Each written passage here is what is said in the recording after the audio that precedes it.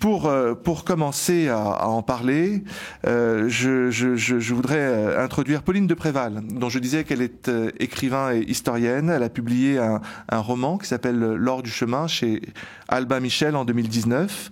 Un livre très personnel qui s'appelle Une saison au Toronnet, carnet spirituel, en 2015. Un ouvrage d'histoire que j'ai beaucoup aimé aussi, Jeanne d'Arc, sur la terre comme au ciel.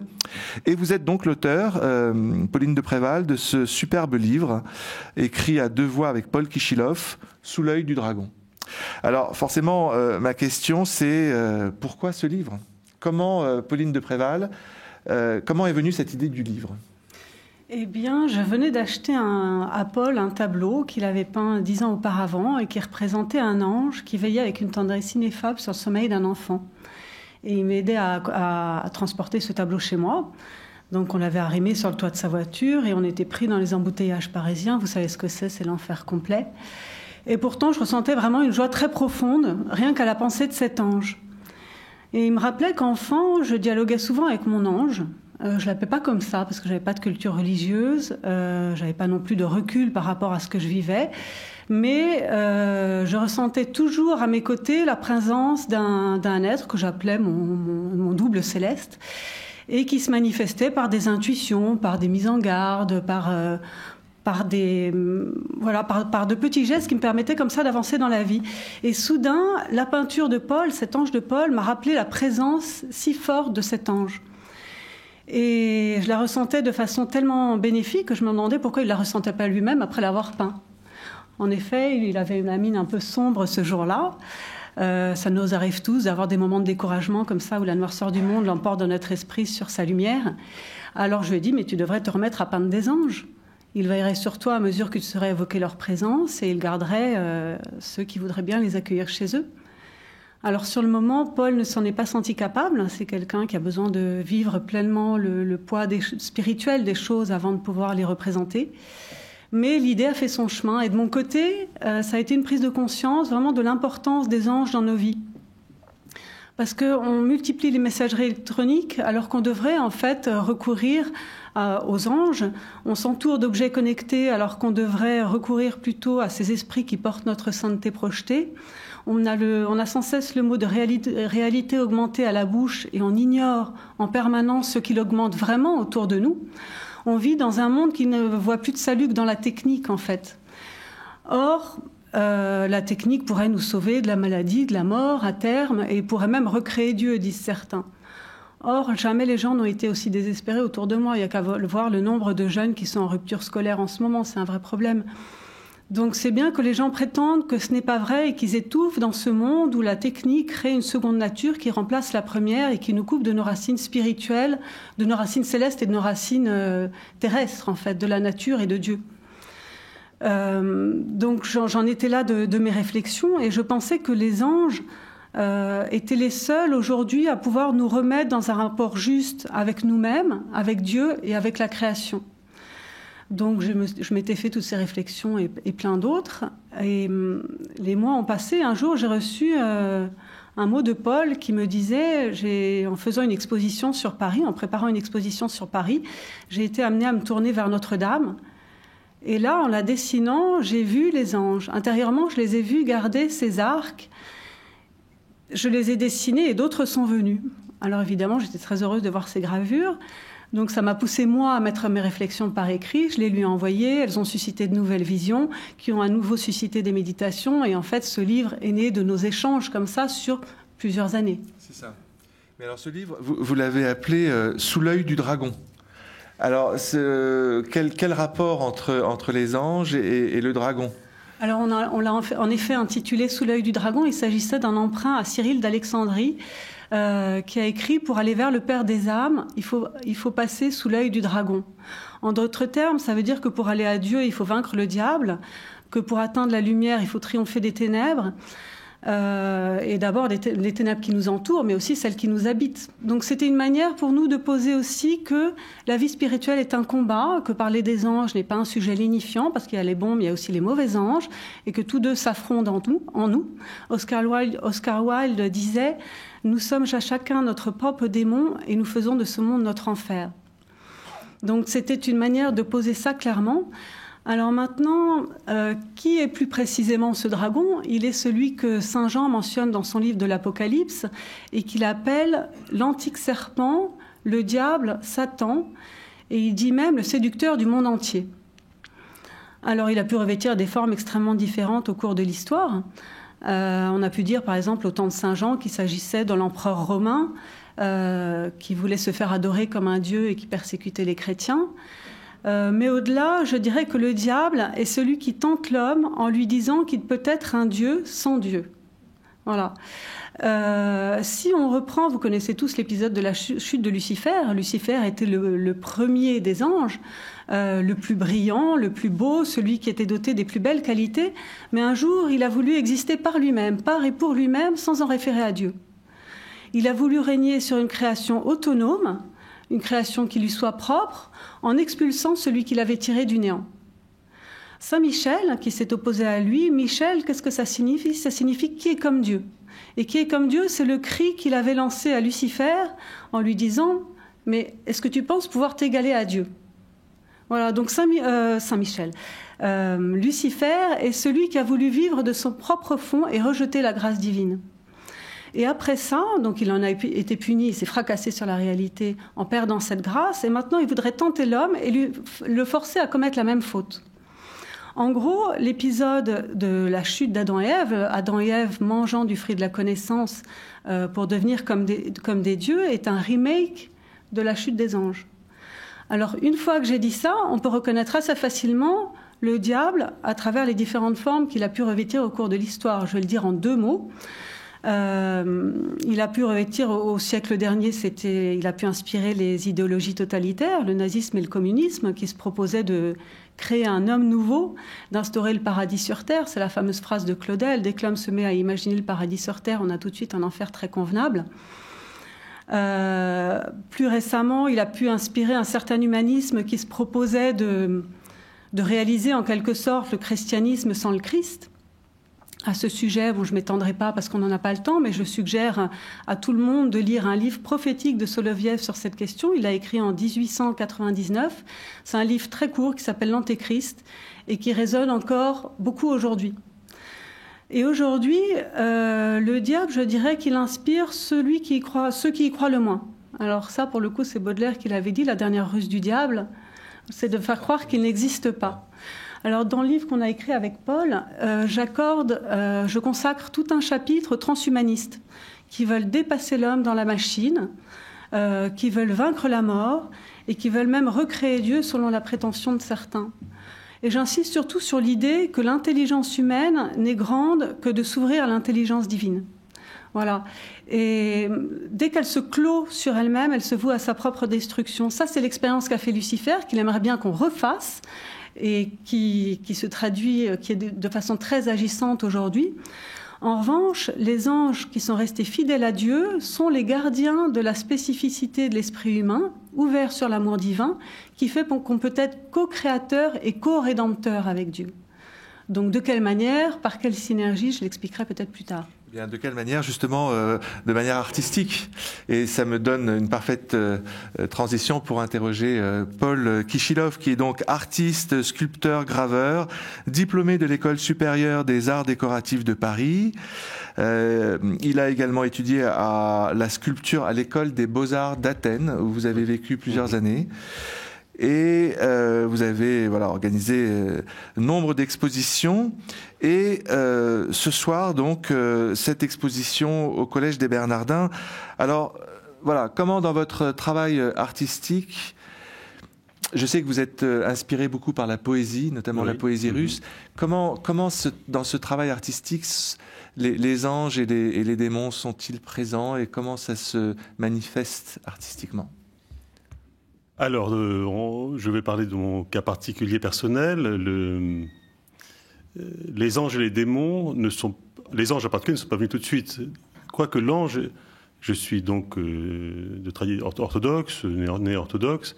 Les anges sont très présents. Lorsqu'on va à la liturgie à l'église, les anges sont dans les petites entrées.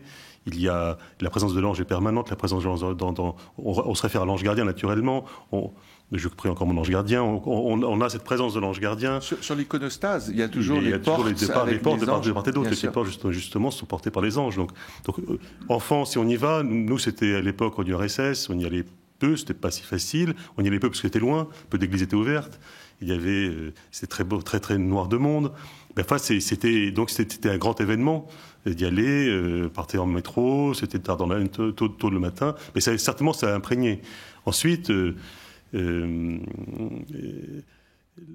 y a ce côté donc Russie orthodoxie où la spiritualité est très présente dans l'art, où justement l'art est un enjeu de survie spirituelle dans un cas d'un totalitarisme, même s'il était moins ardent que sous Staline, mais c'était tout de même un monde où il fallait défendre ce monde intérieur. Donc l'art était quelque chose de sérieux, d'important, un enjeu vital pour chacun, et au niveau de sa conscience personnelle, de sa dignité. Arrivé en France, j'ai vécu autre chose, c'était un monde différent, avec, ça m'a beaucoup apporté, mais là on rentre dans quelque chose de plus léger. J'ai beaucoup aimé la bande dessinée, j'ai beaucoup aimé le fantastique, j'ai lu beaucoup de livres de fantastique. Dans le fantastique, l'ange, il est étrange en fait, il est assez peu présent, le démon est plus présent, mais et c'est curieux parce que quand Pauline parlait justement, quel est ce dragon ? Mais l'art est un jeu un petit peu subtil et dangereux. C'est-à-dire que dessiner, c'est pas sans conséquence. Et j'ai toujours considéré que c'était un petit peu, en fait, dangereux de se mettre à dessiner. C'est-à-dire qu'à la limite, il vaut mieux ne rien faire. Parce que si on le fait, on se livre, on crée justement le monde dans lequel on avance. Et ce monde-là, peut-être, ça devient le vôtre finalement. Ce serait ne rien faire, on n'est plus libre. Et on peut accueillir plus facilement une présence qui vient d'une manière inattendue. Mais si on a beaucoup travaillé, qu'on a créé son monde, qu'on l'a en quelque sorte avec attention, avec amour, donc avec passion, donc ça veut dire que ça a vraiment pris une forme intérieure en vous. Il faut se méfier de ce monde que l'on crée. C'est-à-dire qu'il faut en avoir conscience.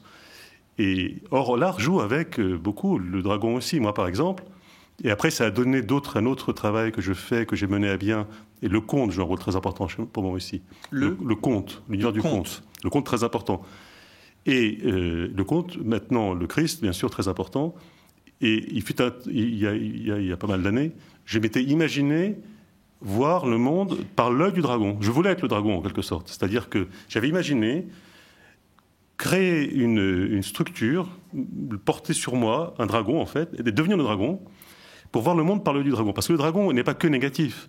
Il y a bien sûr une tradition du dragon qu'il porte une charge spirituelle de rébellion ou de danger. Mais il y a aussi, et aussi justement lorsqu'on parle de la science est aussi un dragon, mais ça peut être un dragon extrêmement intelligent, et un dragon qui éclaire le monde et qui, au contraire, nous donne la connaissance du monde.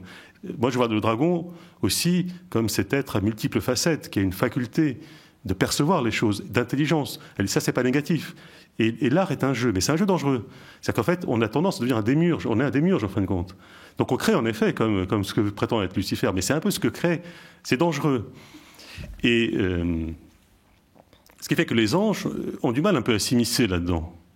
Parce que comme dans ce monde qui se crée, est-ce qu'ils ont encore leur place ? En fait, et l'ange aussi dans l'ange d'Hollywood, tous ces anges dont on parle, sont un petit peu curieux, sont un petit peu l'ange sans Dieu, l'ange sans le Christ, l'ange sans être le messager de Dieu, pour nous, pour cette plénitude à laquelle nous sommes appelés. Quel est donc cet être, en fin de compte ? En par lui-même, il n'existe pas. Et donc, moi, ils sont venus, alors c'est une petite, quelque sorte, je vais faire une petite confidence que je n'ai jamais faite, mais c'est l'occasion, puisque nous sommes Bernardins, l'accueil des Bernardins exceptionnel, cette exposition, grâce à... En fait, je crois que c'est de même qu'il faut se méfier faut être attentif à ce qu'on fait. il faut choisir son chemin. Et il faut d'abord se tourner vers Dieu, et après viennent les anges. Je ne pense pas qu'on puisse aller vers l'ange et dire « mène-moi à Dieu ». Et on se tourne d'abord vers Dieu, on se tourne d'abord vers et après, à un moment donné, le contact se fait par l'ange. Et dans mon cas particulier, donc j'aime beaucoup le conte, c'est justement lié au conte. Il y a longtemps aussi, eh bien, je sortais d'un métro et j'ai fait 3 vœux, les fameux 3 vœux du conte. Et 2 d'entre eux se sont réalisés, le 3e je l'ai oublié. Alors je ne sais plus lequel c'était.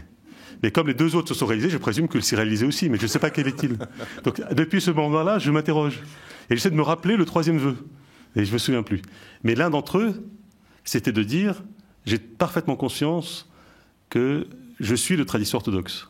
J'ai parfaitement conscience qu'à la fin, lorsque la fin viendra, je me tournerai vers Dieu, vers le Christ. C'est évident. Ça sera parce que travaillant dans le fantastique, travaillant dans l'univers de la gravure fantastique, dans la gravure, donc il n'y a pas d'ange, il n'y a pas vraiment Dieu. C'est passionnant, c'est fascinant, c'est un imaginaire, mais on peut le poursuivre. Mais à un moment donné viendra le moment où on quittera cette terre, et à ce moment-là, ça nous posera. Soudain, on se tournera vers l'essentiel. On sait qu'on se tourne vers l'essentiel. Et donc je me suis dit, j'ai fait le vœu, eh bien, qu'il me soit permis de me tourner vers cet essentiel avant cette heure dernière, mais que ça me soit autorisé, que je puisse le faire intérieurement. Parce que par ailleurs, l'autre chose importante dans mon cas, c'est le rapport entre gravure et icône. L'icône, mon père était restaurateur d'icônes, c'est un art religieux, on peut peindre une icône, on peut se mettre à peindre une icône, et dire je peins des icônes, mais si on porte autre chose que l'icône, pour mon cas, je trouve que j'ai choisi la gravure parce que je ne porte pas le monde de l'icône pleinement. Mais quand même, pour moi, tout art... C'est un chemin vers l'icône. Ça va être un chemin vers l'icône. Et donc, il y a une dimension religieuse qui est forte. On le voit dans ces gravures qui sont exposées au Bernardin. Et dans certaines de ces gravures, alors, il y a des anges dans la nature, il y a des anges musiciens, il y a des anges auprès de la cathédrale Notre-Dame.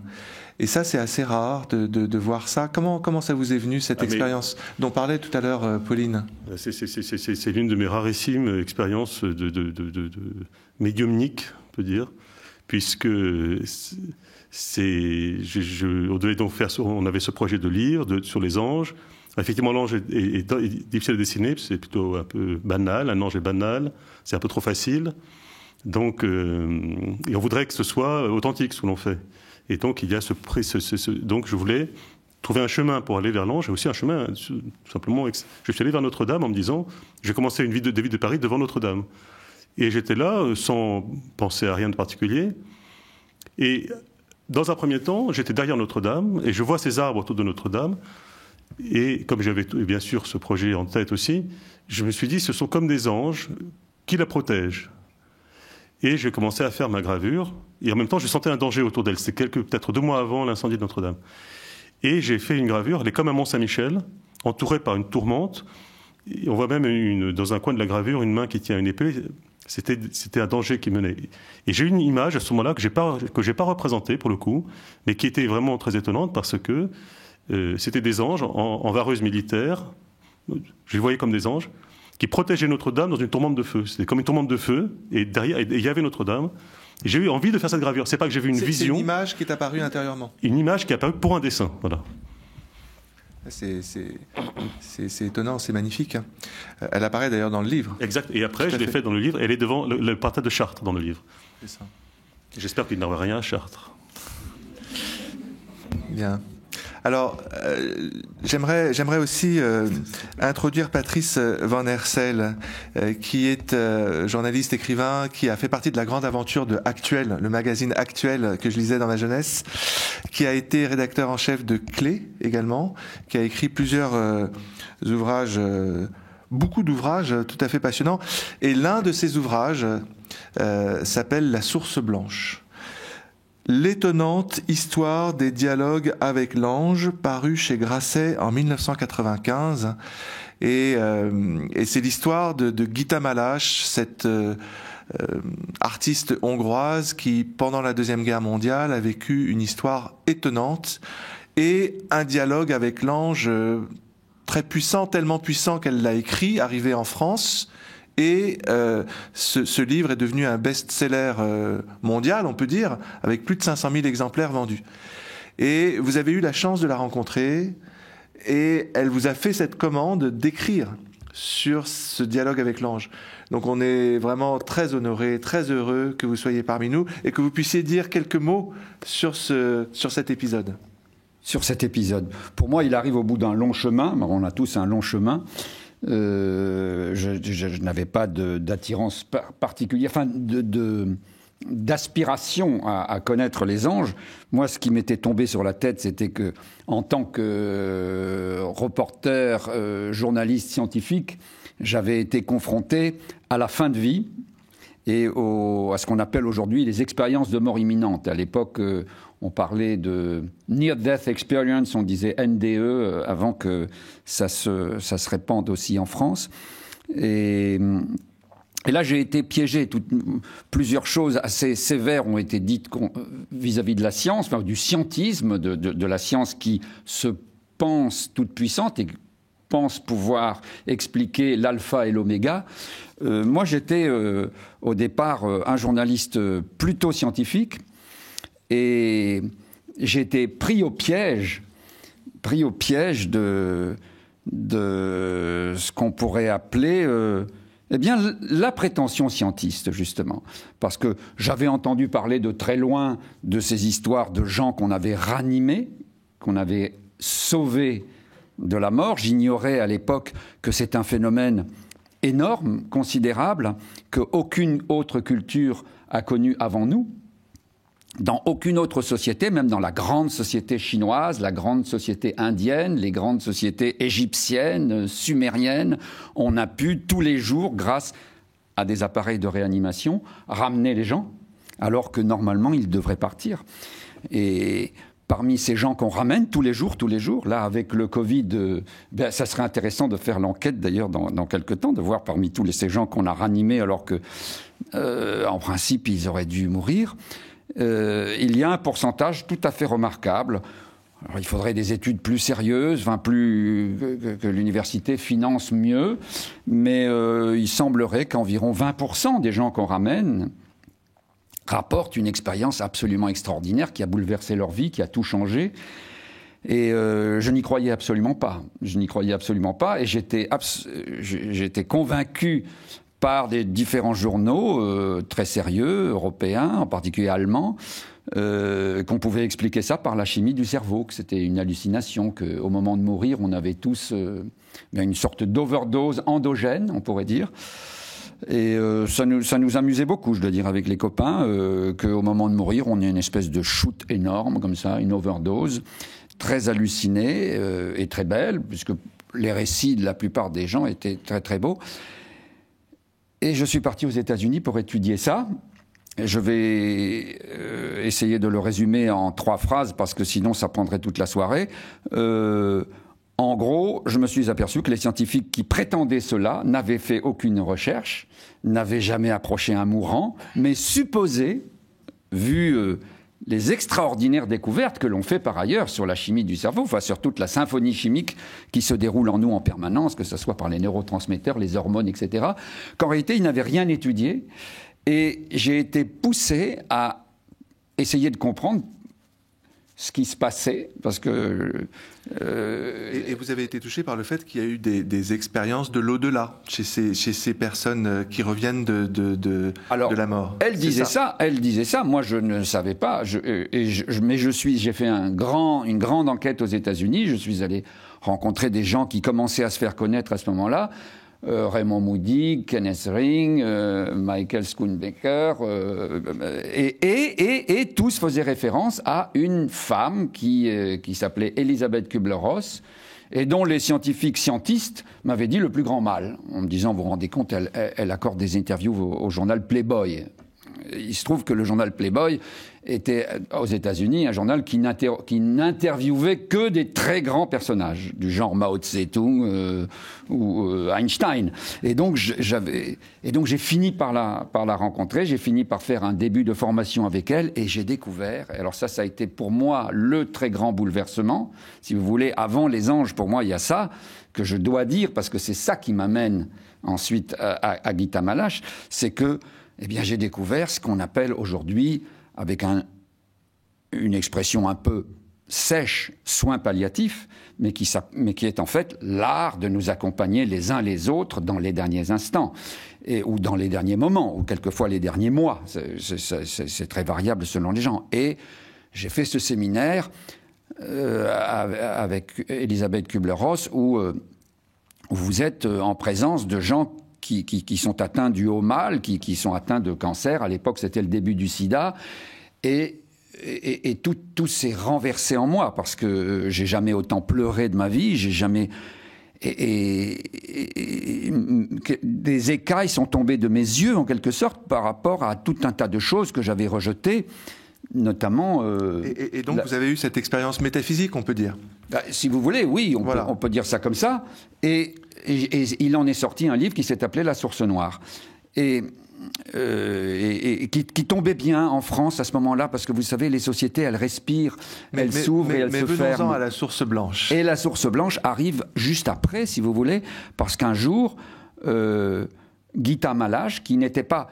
Vous avez dit qu'il a écrit les dialogues avec l'ange. Elle ne les a pas écrits, n'est-ce pas? Puisque les dialogues avec l'ange, c'est une expérience d'inspiration colossale, enfin une inspiration, on pourrait dire, poétique, artistique, mystique, qui arrive à un groupe d'artistes hongrois, la plupart sont juifs, et ils sont en recherche déjà depuis des années, une recherche, on pourrait dire, philosophique. Ils sont dans un dialogue, ce sont des modernes, ils sont des graphistes, ils font des pubs, de la pub, ils font des meubles, ils font des affiches, ils font... À Budapest en 1942. À Budapest, dans les années 20 et 30. Et l'antisémitisme va peu à peu se resserrer sur eux. Ils vont se retrouver dans une sorte de cocotte minute très étrange, la cocotte minute hongroise, parce que vous savez que l'antisémitisme était très violent là-bas, mais les Hongrois ont voulu protéger leurs juifs, parce qu'il y a une compétition, si vous voulez, entre les Magyars et les Germains. Et il n'était pas question pour les Magyars, même antisémites, de laisser les Germains tuer leurs juifs. Et c'est ainsi que 700 000 juifs ont failli s'en sortir, parce qu'il a fallu qu'il y ait, à la fin, quand le Troisième Reich s'effondre, finalement, les Allemands vont envahir la Hongrie et vont s'occuper très rapidement des 700 000, et à vitesse d'enfer. Et dans cette cocotte minute, eh bien, ce petit groupe d'artistes qui réfléchissaient depuis des années se met soudain, par la bouche, non pas de Gita Malache, mais de Hanna Daloche, qui était, on pourrait dire, la plus inspirée, la plus fine, la plus intuitive, le leader spirituel du groupe, incontestablement. Quand Gita Malache, était, on pourrait dire, celle... parce qu'elle était la fille d'un général de l'armée blanche, elle pouvait avoir des contrats. C'est elle qui obtenait les contrats, si vous voulez. Elles étaient complémentaires. Et donc, il y a eu un moment où cette Anna a entendu une voix. C'était plus elle qui parlait, et elle a commencé à dire des choses très, très poétiques, mais transcendantes. C'est ça qui s'est passé à un certain moment. Complètement. À partir du mois de juin 1943, ça se passe... Au départ, pendant plusieurs mois, ça se passe le vendredi à 15h, où ces artistes, essentiellement juifs, mais absolument pas confessionnels, c'est-à-dire que ni Gita, qui est chrétienne, ni Hanna, Lily, Joseph et tout un autre groupe, mais finalement ça va se resserrer sur ces quatre-là, ne sont pratiquants. Ils ne sont pas pratiquants. Ils s'intéressent à la spiritualité, mais ils ne sont pas pratiquants. Et en effet, à partir d'un certain vendredi après-midi, tout d'un coup, Hanna se met à parler avec une voix très autoritaire, mais Gita insistait toujours beaucoup pour dire attention, c'était complètement naturel.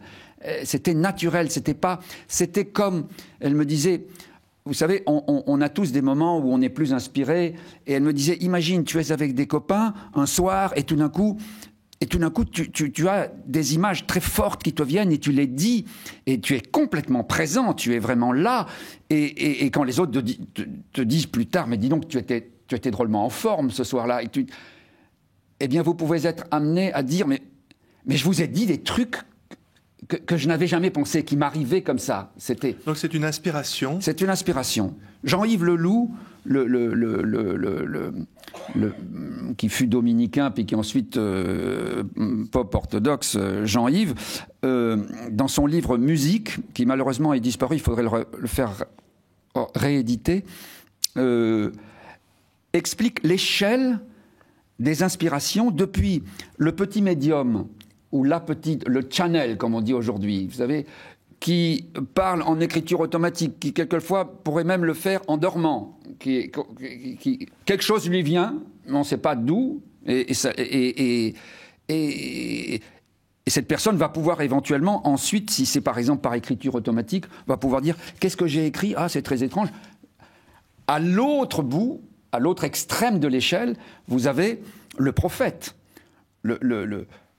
Et quelque part, eh bien, la voix qui s'exprime par Hanna Dalosh a quelque chose de prophétique. Alors on pourrait dire un peu comme Mozart. Mozart, quand on lui demandait comment est-ce qu'il était possible d'écrire un opéra en quelques nuits, il disait « J'écris sous la dictée des anges ». Moi, quand j'avais entendu ça, je le prenais au sens figuré. Je pensais oui, l'inspiration, d'où ça nous vient ? Eh bien, Gita, quand je la rencontre, parce qu'elle avait lu La Source Noire, et elle me dit, maintenant, il va falloir que tu écrives La Source Blanche, et dans des circonstances qui seraient trop longues d'expliquer là, elle me dit, tu comprends, là, parce qu'elle tutoyait tout de suite, cette ancienne championne de natation extrêmement vive, et c'était le feu, elle brûlait, alors que Hanna Dalosh, c'était peut-être plutôt l'eau, elle se complétait très bien. Sauf que vous ne l'avez pas connue puisqu'elle est morte finalement. Pour juste terminer, parce que je vois que le temps passe. Pardon. Ce qui s'est passé, c'est que malheureusement, ce groupe de personnes qui a eu dès vendredi chaque semaine des révélations angélique. Les autres notaient. Les autres notaient, et ça a donné ce livre. Mais la situation s'est empirée en Hongrie. Elles ont été arrêtées, envoyées en camp de concentration. Elles sont décédées. Elles sont toutes décédées, presque toutes. Et Gita a pu, elle, sortir, une fois que ses parents sont morts. Au bout de 10 ans, elle a quitté la Hongrie dans les années 50. Elle est arrivée en France. Elle a d'abord connu toute une traversée communiste où elle s'en est sortie. Elle a arraché ses parents du goulag parce que son père, comme général blanc, vous pensez bien qu'il était premier sur la liste, mais elle a réussi grâce à des inspirations comme ça, complètement folles. Et ce pourquoi, et je veux juste dire une phrase avant de vous rendre le bâton de parole, c'est que ce qui me stupéfiait et qui fait que je me suis tourné vers elle et qu'elle m'a très très bien accueilli, c'était que j'apprenais que ces gens avaient été, on peut dire littéralement, dans la joie, alors qu'ils savaient ce qui allait leur arriver, parce que ils ont refusé les passeports, les passeports Wallenberg, ils auraient pu fuir. Ils ont refusé, ils savaient qu'ils allaient mourir dans des conditions abominables, et pourtant le message de joie est intense. Et ça, c'était une énigme pour moi énorme. Comment on peut danser dans la joie alors qu'on se trouve aux portes de la Shoah et qu'on va y mourir ? Merci beaucoup. C'est un témoignage absolument fascinant, passionnant, et qui fascine beaucoup de personnes dans le monde. Ça a été traduit dans beaucoup de langues, y compris en ukrainien, je crois par le dissident Pliouch, voilà, dont j'ai connu l'épouse. Pauline de Préval, Paul Kichilov, comment vous réagissez par rapport à un tel récit, celui de Guy Tamalache, l'idée d'une inspiration qui traverse comme ça soudainement, de façon inattendue, par surprise presque, une révélation angélique, comment vous vous situez par rapport à ça ? Je ne peux qu'en prendre acte. C'est ce genre d'expérience qu'on peut pas juger, en fait. J'ai rien à en dire de particulier. À mon avis, la seule personne qui puisse en parler, c'est la personne qui l'a vécu authentiquement. Après, moi, je n'ai pas à me prononcer dessus. C'est-à-dire que vous avez écrit, par exemple, sur Jeanne d'Arc. Oui. Jeanne d'Arc aussi a entendu des voix. Donc, il y a eu cette inspiration qui a marqué... Jeanne d'Arc, vous avez écrit un livre sur elle, ça vous a probablement intrigué, fasciné, et vous avez adhéré finalement au message de Jeanne d'Arc. C'est pareil, moi je peux que prendre acte de ce qu'elle a vécu. L'Église d'ailleurs dans son procès en canonisation, elle l'a pas canonisée parce qu'elle avait entendu des voix. Simplement, elle l'a canonisée pour ses qualités personnelles. Ces voix, j'ai lu même des... Alors, elle n'en a jamais donné de description exacte. Quand elle est face à ses juges, elle finit par les décrire, parce qu'il l'y accule, il la harcèle de questions. Donc il les décrit, mais sous la forme qu'elle a vue représentée dans les églises. Elle le dit elle-même. Mais pour le reste, on ne saura jamais vraiment à quoi représenter ces voix. Elle a parlé de voix accompagnées de lumière, de petites particules lumineuses, mais on ne le saura jamais. Mais je dirais le message de sainte aussi. Elle était proche, oui, tout à fait. Certaines saintes. Mais on ne peut qu'en prendre acte. Moi, je me dis simplement, je pense que vu ce qu'elle a vécu, j'ai donc écrit sur elle, j'ai lu intégralement les actes dans son procès, toutes ses réponses, la manière dont elle a été harcelée par ses juges. Je pense qu'elle n'aurait pas pu tenir si vraiment elle n'avait pas eu en effet des voix et quelque chose de surnaturel qui la tenait. Et il y a un moment qui est très important dans sa vie, très intéressant, c'est celui où elle renie ses voix. À un moment donné, elle a peur, je pense qu'elle a peur de mourir, et elle renie ses voix. Et là, elle se retrouve seule dans sa prison. Et elle se dit, mais si je renie ces voix, ça veut dire que tout ce que j'ai fait n'a pas de sens. Ma vie n'a pas de sens. Et tout à coup, elle s'est rendue compte que ces voix avaient plus de réalité que sa propre vie. Et à ce moment-là, elle a remis son pantalon, puisqu'on l'a condamnée entre autres pour ça, et elle est partie sur le bûcher. Pour ça, c'est-à-dire et je pense qu'on ne va pas... Je ne rentrerai pas sur l'histoire du pantalon, mais simplement pour dire que je pense qu'on ne meurt pas pour des fictions. Voilà. Donc après, je prends acte du fait que c'est ça qui a fait agir Jeanne d'Arc. Et ce qui compte, c'est pas de savoir comment étaient ses voix, c'est de savoir comment ça l'a inspiré et comment ça peut continuer de nous inspirer aujourd'hui. C'est ça. Les fruits. Comment, Paul, vous réagissez par rapport à cette analyse finalement avec un peu de recul? C'est-à-dire qu'il y a une réalité, manifestement, et vous l'avez présentée en parlant de l'expérience liturgique, par exemple. Oui, oui. Et en même temps, on ne peut pas en dire grand-chose avec des mots. On le constate, on le vit, et c'est un combat. Et c'est un combat dont vous disiez tout à l'heure que ça peut être un combat dangereux. Oui, alors... c'est... Une expérience comme celle-là, quand on entend parler, on a lu le témoignage, on se dit, c'est exceptionnel, ça ne m'arrivera jamais. Ça arrive à quelqu'un et ça doit être unique de vivre cela. La vie a-t-elle du sens si on n'a pas cette expérience à vivre? C'est-à-dire que pourquoi telle personne est choisie à cette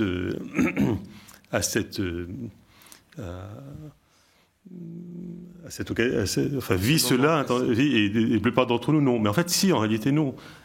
Par exemple, moi, pendant des années, parce que c'est une tradition en Russie d'apprendre la poésie par cœur, et vous dites très justement, la poésie russe joue un rôle très important pour moi. Alors, si on apprend par cœur, on sait aussi qu'Alexandre connaissait apparemment l'Iliade, ça l'a porté. En fait, les voix intérieures, il y a les voix de l'ange, bien sûr, mais il y a toutes les voix que l'homme a créées dans l'inspiration. Et en fait, on peut très bien, moi je fais les expériences que j'ai en tout cas, parler de Mandelstam.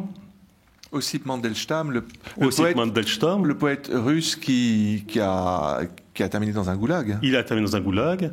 J'ai appris une grande partie de son œuvre parce que j'avais entendu que sa femme l'avait appris, avait sauvé par la mémoire son œuvre. Nous, on apprenait dans la voiture avec Ma mère, avec mes deux sœurs, on apprenait de la poésie régulièrement, on en récitait quand on était en voyage. Et je me suis mis à en apprendre beaucoup, et notamment Mandelstam. Et je trouve que dans les cahiers de Voronège, à la fin de sa vie... Dans quel livre ? Les cahiers de Voronège. Les cahiers de Voronège. Alors en particulier les cahiers de Voronège. Donc lui aussi, il sait qu'a priori son destin est scellé. Un jour, il a dit « Je suis prêt à la mort ». Il a écrit un poème sur Staline dénonçant, qui n'est pas son meilleur poème, enfin je ne suis pas là pour en juger, mais il ne l'a dit, je crois qu'à Akhmatov, deux personnes, il sait très bien par les chemins très mystérieux du totalitarisme que ça arrivera aux oreilles auxquelles il était destiné, mais auxquelles il n'aurait pas fallu qu'il arrive.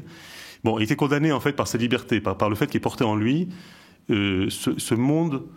Parce que le monde de l'ange, c'est aussi le monde de l'homme, bien sûr. Et le monde de l'homme, de la culture, de l'intelligence du monde, de l'inspiration, de l'art, est aussi un monde tout aussi extraordinaire. Et un monde qui a une force extraordinaire en lui. Et de la même façon, donc moi j'ai appris énormément de poèmes de Mandelstam qui m'ont énormément apporté, et qui devient une voix intérieure. Parce que si on les apprend par cœur, on se les approprie. À d'autres exemples, le Christ ne cite que des paroles, n'est-ce pas, des psaumes. Donc, je crois que c'est fondamental. On peut tout à fait y arriver, on peut tout à fait vivre la même expérience. C'est pas du tout parce que soudain un ange vous tombe dessus et qu'il tombe sur personne d'autre. C'est pas vrai du tout. Et on peut tout à fait se tourner vers ça, le développer en soi et vivre cette expérience. Et d'ailleurs, de la même façon, juste pour finir, comme dans le cas de Jeanne d'Arc, il y a eu apparemment, j'ai lu un témoignage d'une personne enfermée dans des geôles soviétiques et qui, soudain, s'est remémoré un poème de Mandelstam qui parle de Crète, qui est un poème très a priori sans aucun rapport avec la situation politique, et que lorsque ce poème lui revient en lui, il comprend qu'il ne cédera pas. Donc je comprends qu'on peut discerner, sans être forcément Gita Malache, des êtres prophètes, des prophétiques, on peut discerner la présence des anges dans nos vies par l'histoire, par la poésie, par la philosophie aussi éventuellement. Je sais que votre dernier livre s'appelle Noosphère. Et je me suis dit, je ne l'ai pas lu encore, il vient de sortir, mais je me suis dit, si vous parlez de noosphère, vous parlez de Vernadsky, vous parlez de Teilhard de Chardin, vous parlez d'une vision du monde qui doit remplacer d'une certaine façon la vision du monde qui est celle qu'on enseigne à l'école, qui est ce scientisme dont nous parlions. Est-ce que c'est ça que vous cherchez à faire dans Noosphère ? D'ailleurs, je vois que vous avez apporté le... Je voulais apporter, il est pour vous. Ah bah, c'est pour les Bernardins. Donc, du coup, je le montre. Voilà. Noosphère, élément d'un grand récit pour le XXIe siècle. Comment vous le résumeriez en 3 minutes ? Écoutez, Teilhard comme Vernadsky sont des scientifiques. C'est-à-dire que la grande raison, la déesse raison, la raison avec un grand R, il la cultive, il l'apprécie fort. Alors, quand la femme de Vernadsky lui dit « Oui, mais le cœur a ses raisons que la raison ne connaît pas. Oui, mais la grande raison, elle est amoureuse. Elle est amoureuse. Moi, ces hommes m'ont frappé parce que eux aussi avaient des visions. Alors, peut-être pas de joie, mais si, il y a de la joie, alors qu'ils étaient Teilhard dans les tranchées de 14-18 et pendant 4 ans d'affilée comme brancardier. Vernadsky dans la Révolution russe, et Dieu sait s'il a été trimballé à droite, à gauche, et ça a été violent. Et pourtant, au cœur de cette violence, et ça c'est ce que je raconte à des jeunes gens désespérés d'aujourd'hui, on peut, au centre de la fournaise, avoir une espérance, et non pas une espérance, l'espérance de quitter ce monde, mais de le transfigurer, de le sublimer. Parce que l'ange, on ne l'a pas dit jusque-là, mais c'est dans les dialogues avec l'ange très important. L'ange est amoureux de l'animal, et c'est la rencontre de l'ange et de l'animal qui s'appelle l'humain. Mais l'humain n'est pas encore tout à fait éveillé. Il ne comprend pas exactement. Il dit des choses comme « qui fait l'ange fait la bête », des choses très, très, très, très limitées et même stupides. Et aussi bien Teilhard de Chardin que Vernadsky voient, en quelque sorte, un peu comme des prophètes, je dirais, tout en passant par les chemins de la science, c'est pas contradictoire, ils voient une conscience humaine collective. Une conscience humaine collective. Et aujourd'hui, je pense que cette conscience, on la voit se créer. Internet a beaucoup de défauts, évidemment, mais quelque part, aussi bien Teilhard de Chardin que Vernadsky auraient applaudi à l'émergence, à l'avènement de ce réseau mondial. De ce réseau mondial qui a le pire et le meilleur à l'intérieur de lui. Vous posiez la question, vous nous l'avez posée en tous les cas avant que nous venions ici, d'essayer de définir l'ange, donc le transmetteur de la force créatrice. Nous sommes créateurs parce que nous parlons, parce que nous avons le verbe. Et qu'est-ce que le diable ? Et le diable, et ça, je pense que aussi bien Teilhard que Vernadsky que leurs amis autour d'eux auraient souscrit à cette idée que le diable, c'est celui, bien sûr, le grand tentateur, il y a toutes les grandes figures de Lucifer, etc. Mais le diable, à notre niveau personnel, chacun, c'est pas le violent, dit Gita Malache ou Hannah Daloche. C'est pas le violent, c'est le menteur. C'est le menteur, la violence vient après. C'est le mensonge, c'est-à-dire que l'ange nous transmet la force créatrice et chacun de nous a un ange en quelque sorte parce que chacun de nous est potentiellement créateur parce que nous parlons, parce que nous avons le verbe. Et si cette force extraordinaire divine, nous la tordons, nous la pervertissons en mentant, à ce moment-là, nous cédons au grand tentateur, qui est d'abord un menteur. Merci beaucoup. Pauline de Préval, comment vous réagissez avec cette définition de l'ange comme cette part créatrice de tout être humain ? Dans l'Évangile, on parle des enfants dont les anges voient la face de Dieu. Ça veut dire chaque être humain a son ange. Chaque être humain a son ange, et c'est pas une idée que pour rendre les enfants plus sages, c'est quelque chose de bien plus fort. Parce que l'ange, et je pense que Gita Malache serait d'accord avec ça, je crois, ils sont porteurs de notre sainteté projetée, ils sont porteurs de l'idée que Dieu se fait de la vocation de chacun, et ils sont à nos côtés pour nous aider à l'accomplir. Alors il y en a qui bénéficient d'interventions angéliques spectaculaires, c'est le cas de Jeanne d'Arc, c'est le cas de Gita Malache, de bien d'autres. Il y a plein de saints qui ont vécu dans la familiarité des anges, mais pour la plupart d'entre nous, c'est pas le cas. Et je dirais que l'essentiel n'est pas de voir les anges. Un grand spirituel, comme Isaac le Syrien a dit, celui que se connaît lui-même est plus grand que celui qui a vu les anges. Simplement, les anges sont là et on peut les discerner. Nous, nos anges personnels, ils sont là pour nous guider dans la vie. On peut très bien les discerner sans être de grands mystiques, tout simplement par les pressions légères qu'ils nous adressent, par les intuitions. Il y a 1000 manières de les discerner et je dirais qu'il y en a une qui est infaillible. L'ange sera toujours dans l'acte d'amour qu'on posera face à une situation donnée. C'est-à-dire, Michel-Ange, le grand peintre et sculpteur, disait l'amour est l'aile que Dieu a donnée à l'homme pour monter jusqu'à lui. Et je pense que quand on se pose la question dans telle ou telle situation, quel est l'acte d'amour qui est exigé de moi, si on arrive à le discerner et si on arrive à l'accomplir, on est sûr d'agir en synergie avec les gens. Ça, c'est un moyen infaillible et que c'est, bon, en gros, les anges pour les nuls, c'est ça. Paul, est-ce que pour un artiste, les rêves ou les cauchemars, c'est important ? Alors, ça peut être très important. Ce qui est encore beaucoup plus important, en tout cas dans mon expérience, c'est le rêve éveillé d'une gravure que l'on fait. C'est un rêve éveillé. En fait, c'est un rêve.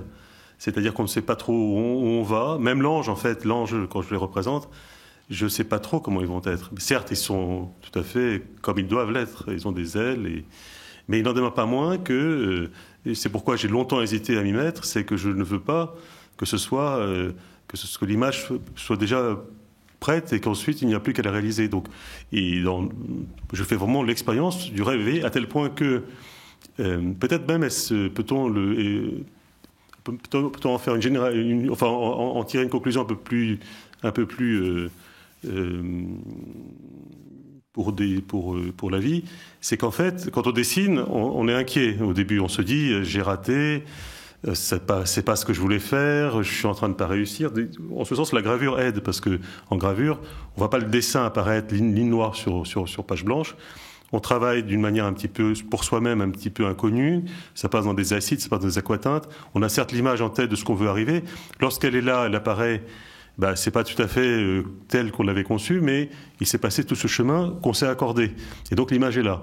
Et après, je me suis dit, mais en fin de compte, c'est une erreur de se dire que je vais essayer de toujours comme un arbre que l'on coupe pour essayer de donner la forme que je cherche à donner. En fait, il n'y a que des bons chemins. Ça finalement comme dans un rêve. La rêve éveillé, c'est certes, il faut pas faire n'importe quoi. Un jour, je dessinais. Et puis soudain est apparu une espèce d'être un peu difforme, un peu pas très joli, et j'ai réalisé qu'il venait aussi parce que j'avais un manque de connaissances, par exemple, d'anatomie. Donc un homme, juste un corps d'homme, je pouvais pas vraiment. Je pouvais dessiner. À un moment donné, soudain, nos limites apparaissent en dessin, par exemple. Et donc je suis inscrit je suis allé fréquenter parce que ça me dérangeait, non pas que cet être soit apparu, parce que ça me dérangeait pas du tout, mais que j'étais pas en mesure d'en faire un autre qui aurait été beau pour lui, voilà. Merci beaucoup pour votre attention. Merci à vous. Merci aussi merci beaucoup pour cette discussion et donc à bientôt, je l'espère, au Collège des Bernardins.